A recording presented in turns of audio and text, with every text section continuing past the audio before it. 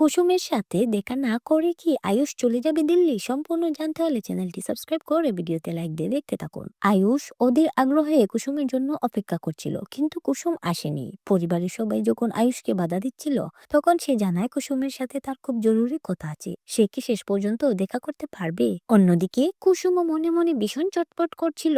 ছোট সাহেব চলে যাওয়ার আগে একবার দেখা করার জন্য তার মন ব্যাকুল হয়ে উঠেছিল।